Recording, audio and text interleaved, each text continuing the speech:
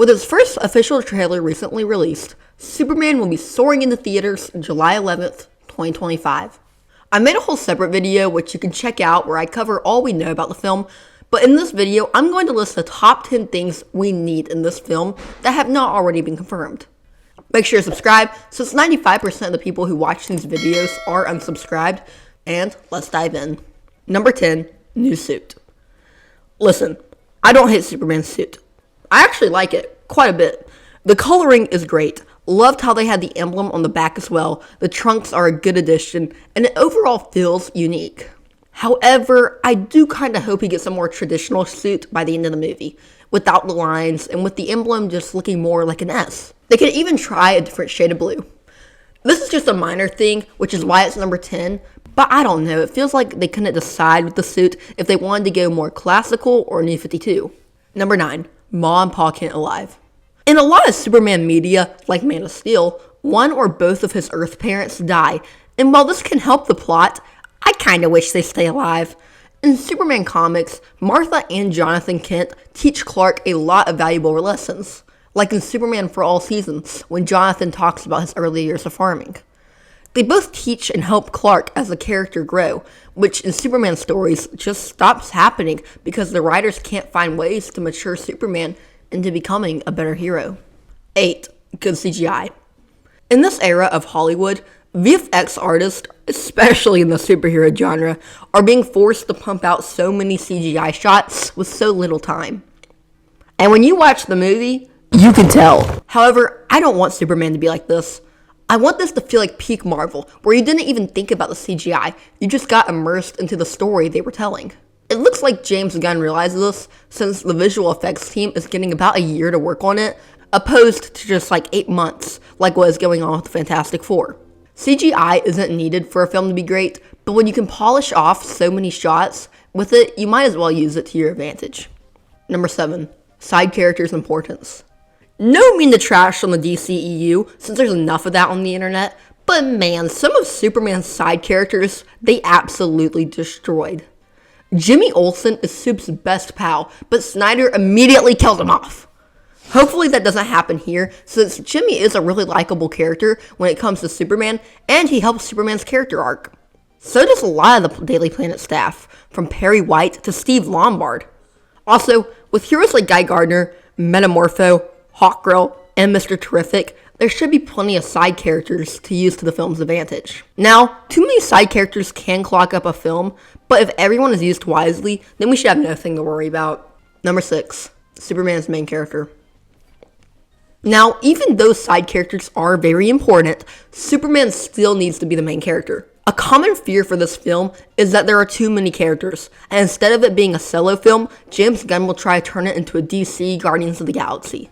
Now, I personally don't think that will happen, but with so many heroes and villains involved, it does make you wonder what they're doing. If I were Gunn, I would try to incorporate them as corporate-owned heroes who, in the story, get inspired to change their ways. But that's just my 2 cents. Number 5. Fantastical. Listen, grounded comic book movie takes like The Batman and Man of Steel are cool, but I kinda wish for once they would go full comic booky weirdness, not scared to make the Daily Planet a globe. I put this so low on the list to show its importance, but from the trailer it seems like they're doing exactly this. Giant kaiju? Check. Superman's dog? Check. Green Lantern with a beautifully disgusting hairline? Check. This is something I'm more concerned for about DCU Batman, which you can actually check out my video on his movie, but I still gotta bring it up. Number 4. Lex Luthor. Lex is one of the best comic book villains of all time, and this film needs to do him justice. There seems to be quite a few threats in this film, but as long as they all work for Luthor, then it's fine. There is something so entertaining about a regular man trying to basically beat a god, similar to Joker trying to outwit Batman. I trust Nicholas Hoult to deliver as Luthor. I just hope that Gunn is aware for what to do with the character, and not whatever the heck Snyder did. Like, what was bro smoking when he made that film? My gosh! Number 3. Lois Lane. Coy Honders says something that I believe is absolutely true, which is... I consider Lois Lane the most important character not in spandex in comic books, because she makes the world make more sense, and she's also such...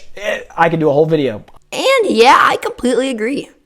Without Lois, would we as the audience ever truly know Superman, or would we just see him the way everyone else sees?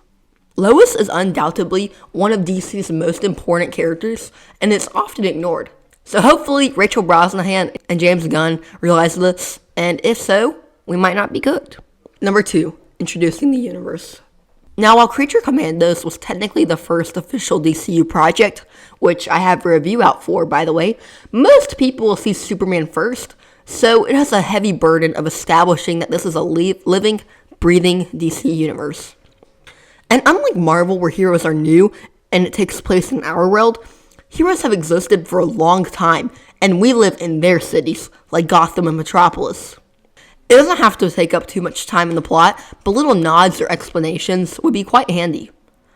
However, now it's time to move on to the final point.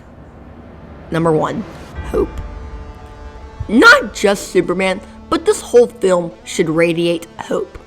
When people come out of this movie, they should feel different than they did when they walked in. Superman is not a guy out there snapping necks. He's a beacon of hope and has been for decades. There's a reason Richard Donner's Superman tagline, "You'll believe a man can fly," became so famous. Superman is different from characters like Batman or Wolverine. He gets you to believe in a better tomorrow, and does so not through brute strength, but for his stand on truth and justice in the American way. He is no god, but he's also not some edgy dude. He's a guy from a different planet who was raised in Kansas and has tried his whole life to do the right thing. Anyways, I hope you guys enjoyed this video. Make sure to subscribe, and I will see you in the next one. Bye!